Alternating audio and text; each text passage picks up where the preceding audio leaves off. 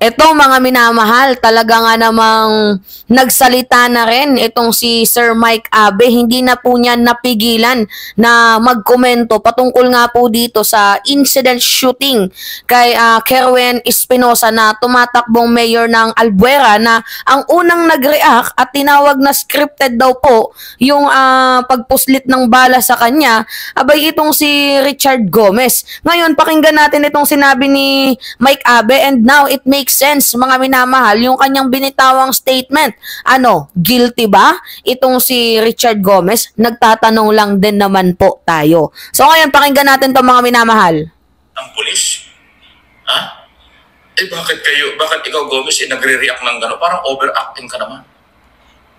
Bakit? Tao mo ba yung mga pulis na yun? Bata mo ba yung mga pulis na yun? Tama. Nagtatanong lang. So, may kasabihan sa amin sa Batangas, abang isda ay nakuhuli sa bibig. Yeah. Kaya dapat kontrolin mo ang payo ko sa iyo at ang channel na ito. Mag-control ka, Congressman Gomez. Kontrolin mo ang pakisalita mo dahil ongoing investigation, baka mapahamak ka. Tama. Mapahamak na yung pulis makakuha ng ebidensya laban sa iyo. Makakuha ang pulis ng idea na baka ikaw may kinalaman. Kasi ang ingay mo eh. Yan. Scripted, mahina sa acting. Yan. Aba, ano yun?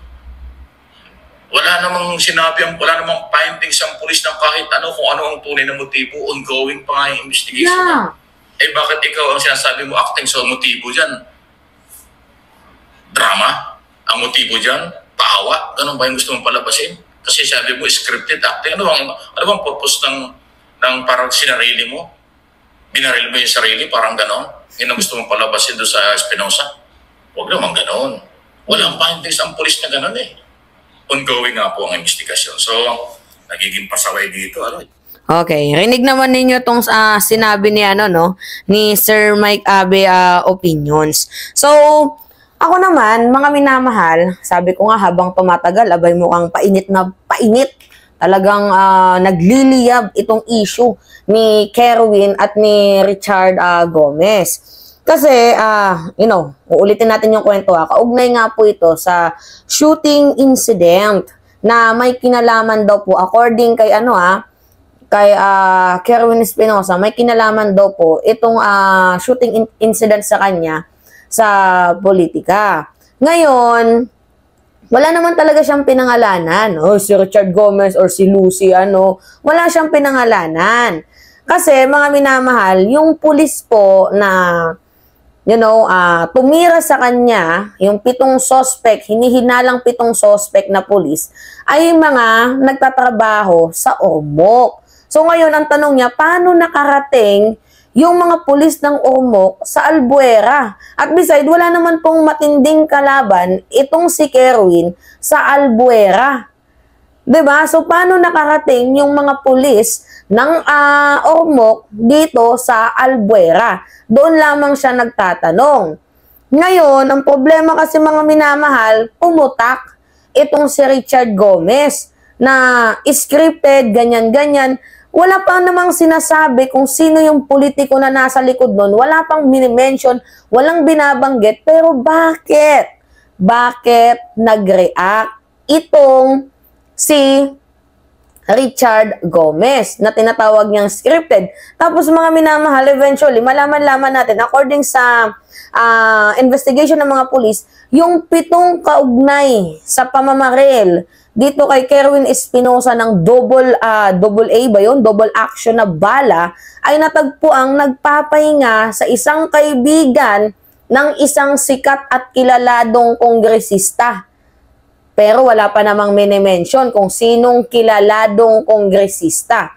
Ngayon, ang problema kasi, habang ongoing pa yung investigation, itong si Richard Gomez pumuputak, kumukuda. Di ba mambabatas ka? So, pag mambabatas ka, syempre tinitingnan mo yung mga bahid dyan, kung yung mga linyada, kung talaga nga bang scripted, yung findings ng investigation, kasi ongoing pa lang naman pero ikaw meron ka ng findings na yan ay scripted. Uulitin ko iba ang real life sa drama. Oo, magaling ka dyan, Richard Gomez, sa drama, magaling ka dyan sa pag-acting, 'Diba? Tapos ngayon ikaw ay isang public servant na. Well, I don't know kung uma-acting ka lang din as a public servant. Anyway, ngayon, ang punto kasi dito, 'diba? Okay, magaling ka dyan, pero iba naman po yung real life sa drama or sa mga action na napapanood mo sa mga movies. Iba naman po yun. Huwag mo naman pong ihalin tulad. Sabi pa nga ng mga pulis sa kanya, hindi natin pwedeng sabihin scripted ambush hanggat walang ebidensya. Boom! Sa pool ka ng mga pulis na nagsabi. Kaya nga tinanggal yung hepe ng mga minamahal hepe ng Ormoc dahil sa shooting incident na yan. 'Di ba? So, bakit ka nagre-react? O, kagaya nga ng sabi ni Mike Abe, may kinalaman ka ba? Bata mo ba? Tauhan mo ba? Yung mga pulis na, gustong kumitil sa buhay ni Kerwin Espinosa? Nagtatanong lang din naman po ako kagaya ng pagtatanong ni Mike Abe, guilty ka ba? Kasi, mga minamahal, sabi nga sa mga kasabihan, 'di ba? Na ibinitawan ni nahuhuli ang isda sa bunganga. So ngayon, unang pumutak. 'Di ba? Kumbaga sa mga kung sinong unang pumutak siya yung umutot. 'Di ba? Parang ganon. Ngayon, ikaw yung unang pumutak, wala pa namang mini-mention kung sinong kongresista. Abay, bakit parang gusto mo nang pagtakpan yung issue, gusto mo nang meron kang sabihin, bakit naman po ganon? 'Di ba? Wala pa ngang tinutukoy. Sabi pa nga ni Kerwin, guilty ka ba? Hindi naman ikaw yung sinasabihan ko Abay, bakit parang guilty ka? Abay, bakit parang on denial? On denial ang ginagawa mo. 'Di ba? Kasi kung acting lang yan, mga minamahal, kahit ako, ayoko naman magpa-acting, magpapabaril ka. 'Di ba? Tapos, malapit pa sa vital mo? Pukin ng inang shit yan, mga minamahal, double action. Naku, kung nandito na nabaril yun, patay yun. Si Kerwin.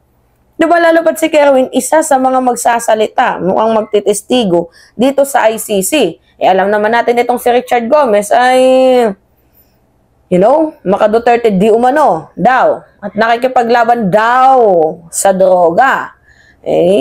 Sabi kung i-connect natin, kayo na lang yung bahala dyan, mga minamahal. Pero yung akin lang naman, hanggat walang, napaka-insensitive kasi nito hanggat walang mini-mention, huwag kang matamaan. Ang sabi lang, yung pulis na nahuli na 7 na sangkot sa pamamaril sa kanya ay taga-Ormoc. Diba? Nagtanong lang, taga-Ormoc. Wala namang sinabing kayo. Bakit nagre-react at tinawag mong scripted lang yung ambush? Sino ba namang taong tangang magpapabaril? Sige nga, ipapabaril yung sarili niya, anong makukuha niya dyan? Simpatya? Yan ba yung gusto niyang ipalabas? Drama? Naku, itong si Richard Gomez, medyo parang napaghalataan Kung scripted lang yung ambush, gusto mo magpaturo si Kerwin sa'yo sa totoong pag-acting? Kasi 'di ba, yan yung linyada mo ang aktor, pagiging aktor. 'Di ba, mga minamahal? Kung tatanungin, sino gustong magpabaril sa kanyang sarili? Nako, mukhang may kinalaman ba? Uy, nagtatanong lang tayo kasi sobrang ingay ni Goma dito sa issue ng shooting incident sa tumatakbong alkalde ng Albuera. Nagtatanong lamang po tayo, may kinalaman ba? Wala naman atang masamang magtanong, tauhan mo ba yon?